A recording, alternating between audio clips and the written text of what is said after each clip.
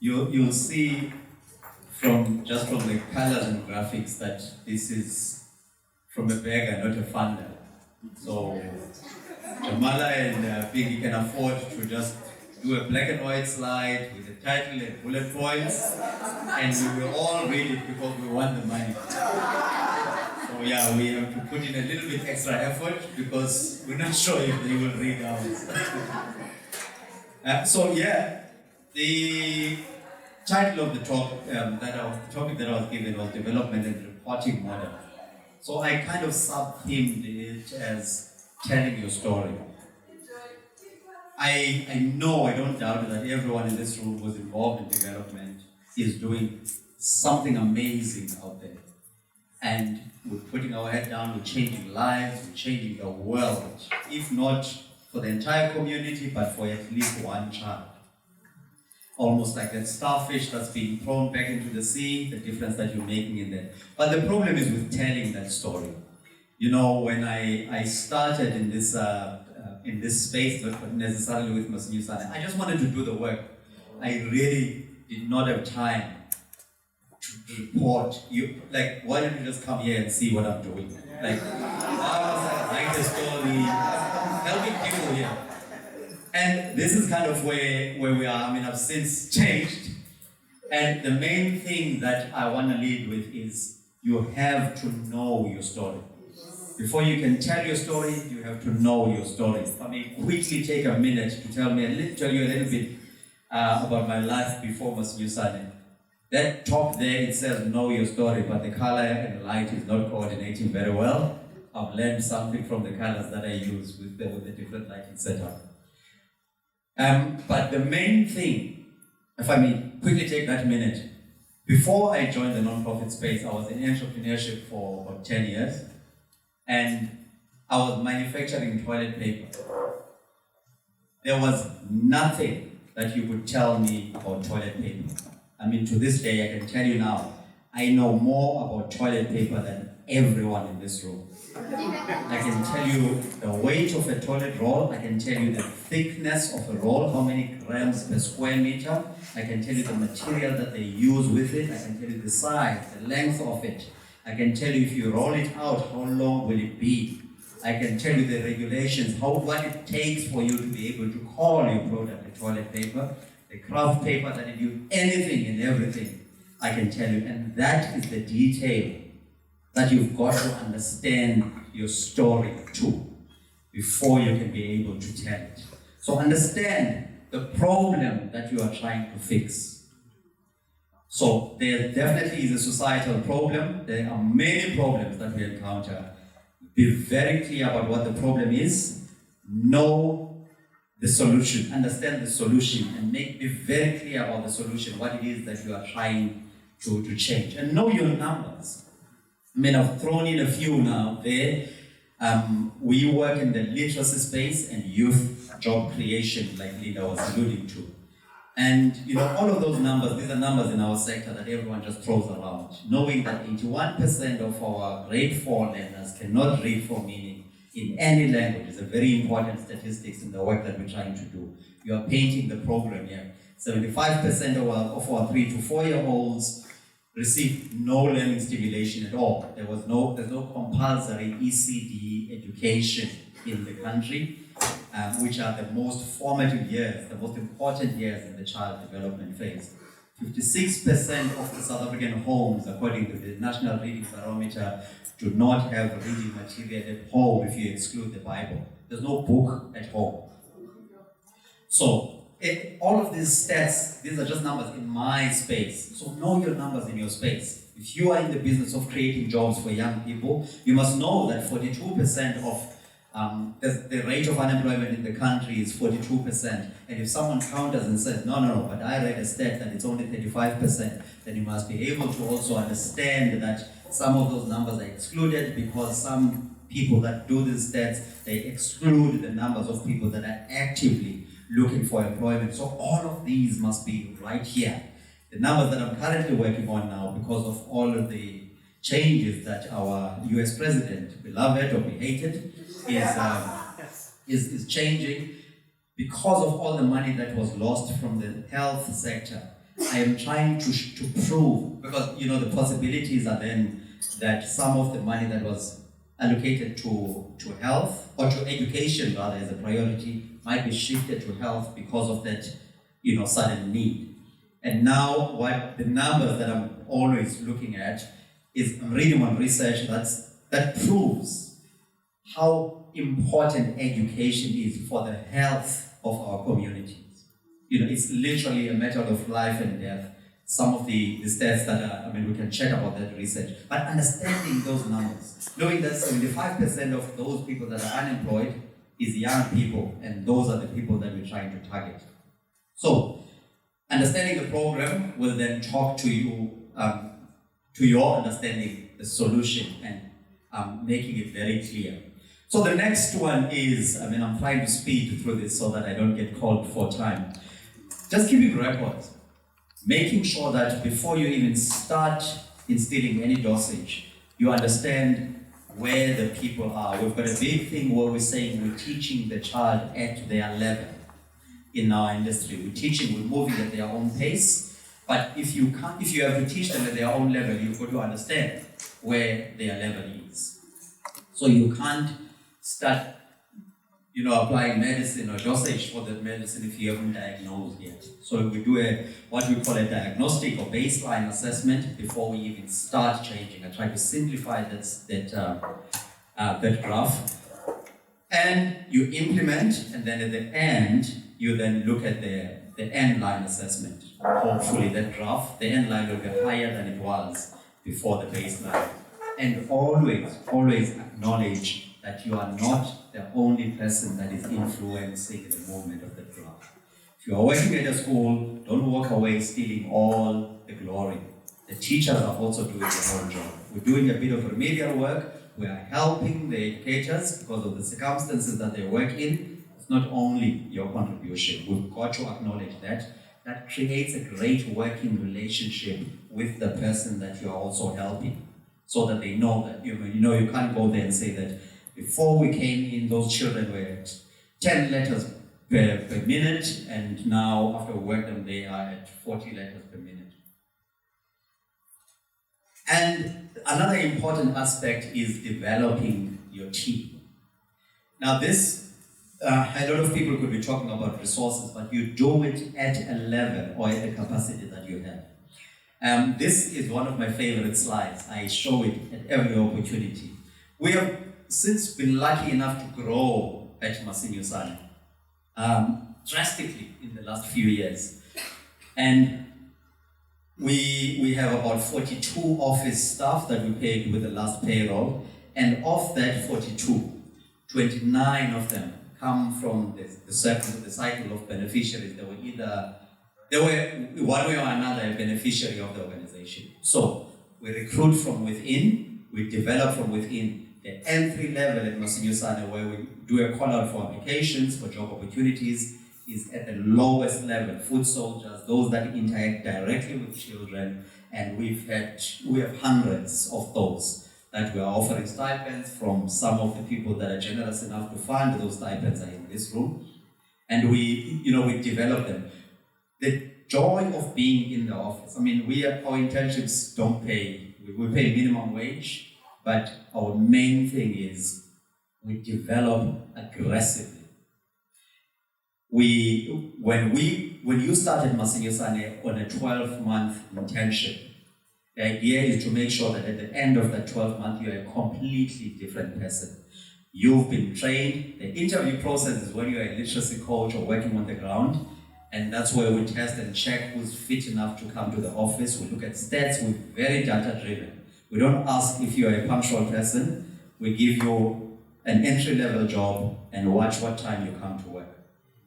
And then we know whether or not you're punctual. We don't ask if you work well under pressure. We apply the pressure and we watch you. So all of these things. And this development that we do internally, we use cheap platforms. I feel like we cheat actually.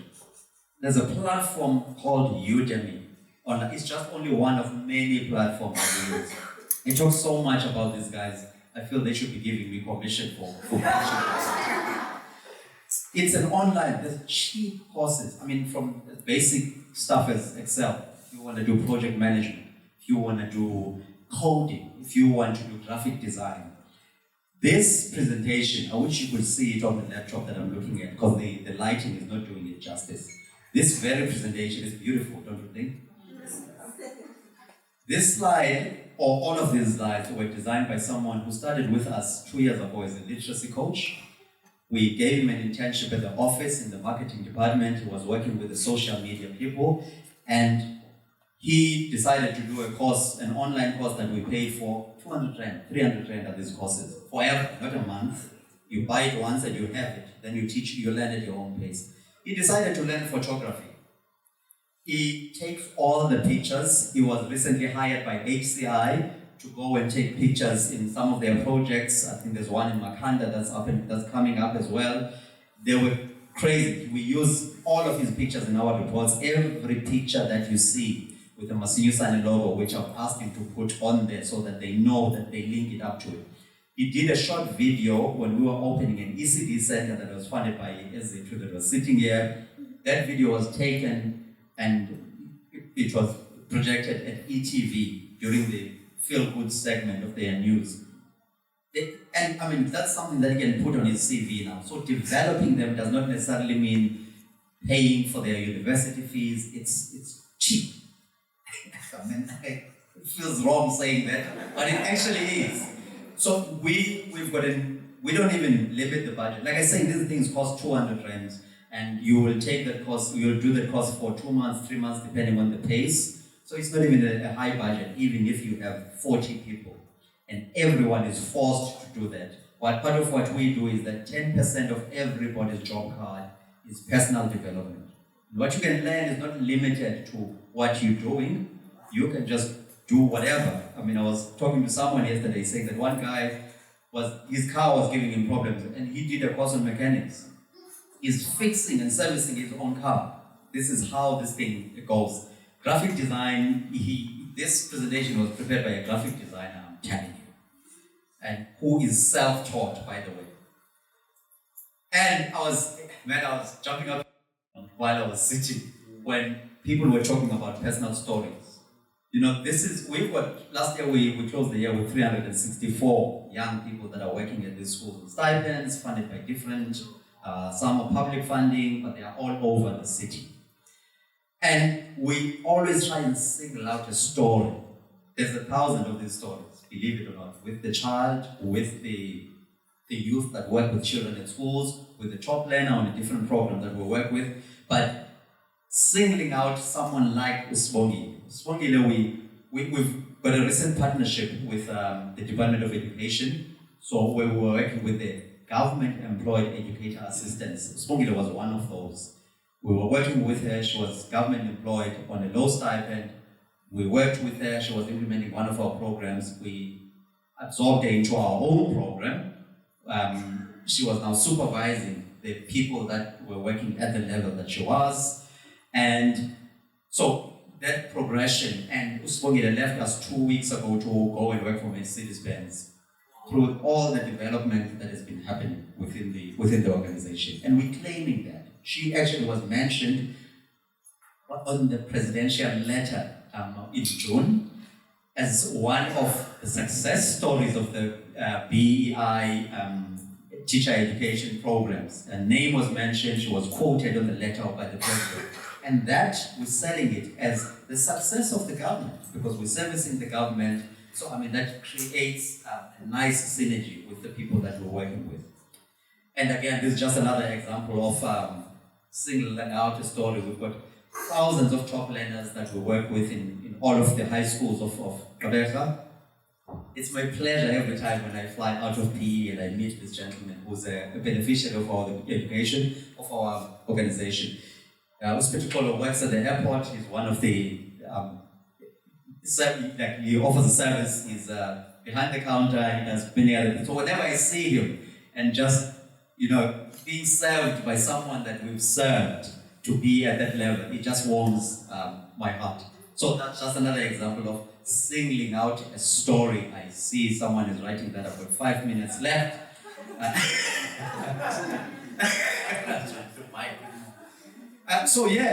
Lastly, the one element that Jonas also asked me to touch base on, it's not necessarily something that's, okay, I'm not sure how helpful it is, maybe it is.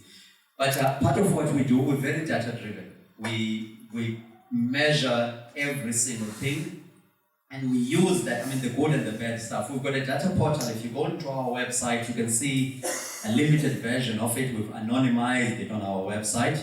But I want to quickly just log in so that I can show you a little bit more than you should see.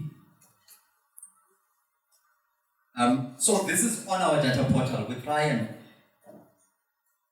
and share everything here. This part of that graph is from there. That's part of what you will see. It's very detailed. We measure standard deviation in terms of trends.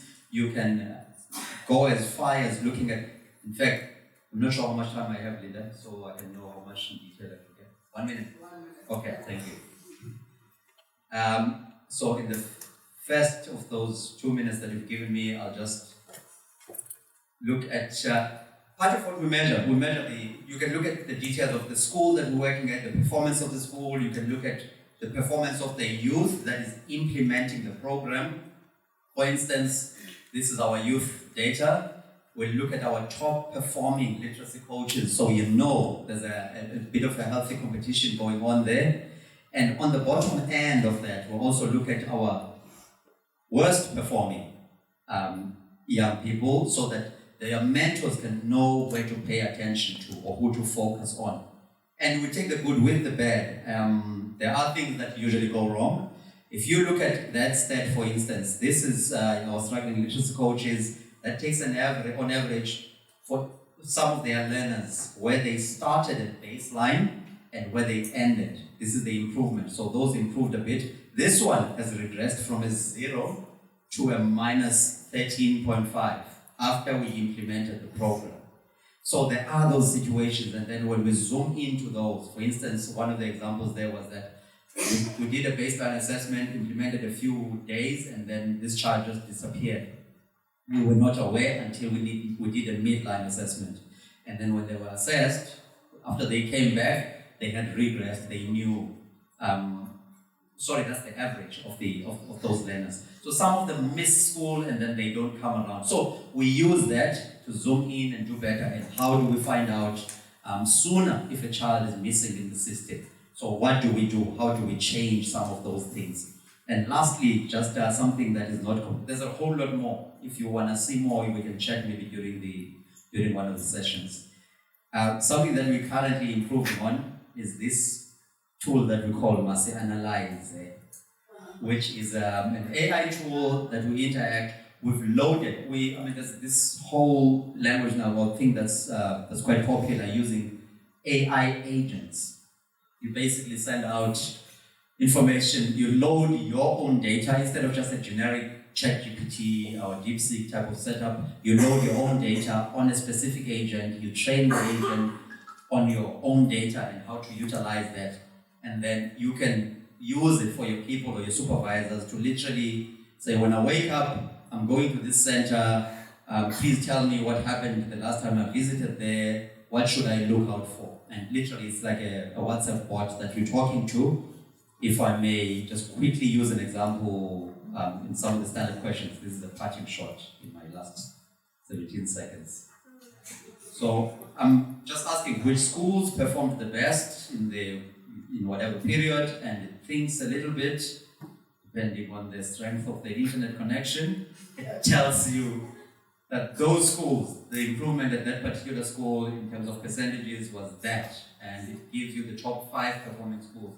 It can give you the detail by child, by school, by the youth on average, how many of their children have performed, and we're trying to develop it to make it better and better and better. So that kind of innovation and building on the stuff that is already out there and using those tools to our own advantage is what seems to be working for us thus far. Thank you very much.